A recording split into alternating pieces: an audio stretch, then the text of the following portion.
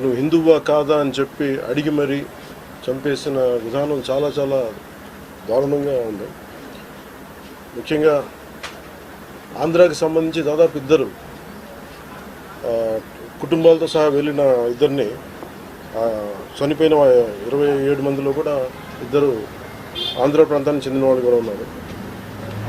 వాళ్ళని అడిగింది మీరు హిందువులా కాదా అని చెప్పి వారి కుటుంబాల ముందే, వాళ్ళ పిల్లల ముందే, వాళ్ళ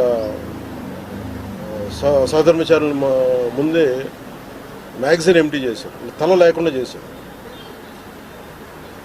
హిందువా ముస్లిమా అనే అర్థం తేల్చుకోవడానికి కల్మా చదవమని.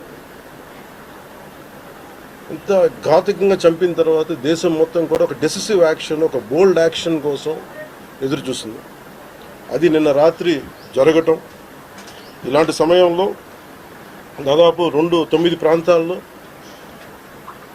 15 కిలోమీటర్ల నుంచి దాదాపు 200 కిలోమీటర్ల లోపల వరకు వెళ్ళి భారతదేశ సైన్యం అక్కడున్న మిలిటరీ ఎస్టాబ్లిష్మెంట్స్కి దాడి చేయకుండా, అక్కడున్న సివిలియన్ క్యాజువాలిటీస్ లేకుండా కేవలం ఎవరైతే ఉగ్రవాద సంస్థలు ఉన్నాయో, ముఖ్యంగా ఈ 3 సంస్థల మీద ప్రత్యేకించి దాడులు జరపడం, వాటిని ధ్వంసం చేయడం నిజంగా ఇది భారతదేశం ప్రతి ఒక్కరూ హర్షించదగ్గ విషయం. ఎందుకంటే 90s నుంచి కూడా కశ్మీర్ అనేది మనకి ఎప్పటి నుంచో Kashmir is an integral part of our nation, as undeniable fact అది. కానీ ప్రత్యేకించి ఈ ఉగ్రవాద మూకలు, పాకిస్తాన్ ప్రేరేపిత ఉగ్రవాద మూకలు, ఇది 90లో కూడా ఇలాగే కశ్మీరీ హిందూస్ని కశ్మీరీ పండిట్స్ని చంపేశారు. ఇట్లాగే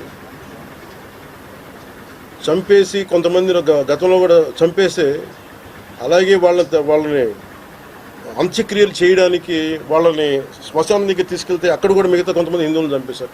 సో హిందువుల మీద దాడి అనేది ఇది అనాదిగా జరుగుతూనే ఉంది. కానీ I think it is a right time to take a decisive and bold action. It's a commendable job done by our army personnel and defense personnel, and we have to appreciate them. We'll stand by them under the leadership of Honorable Prime Minister Modi ji.